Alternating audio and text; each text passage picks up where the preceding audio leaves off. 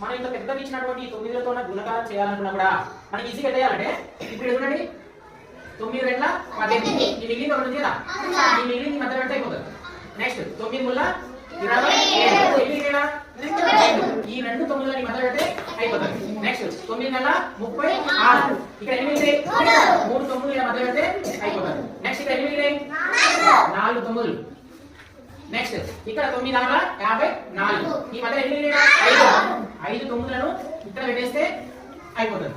next ఇక్కడ 1 9 2 9 3 9 4 9 5 9 next 6 ఎన్ని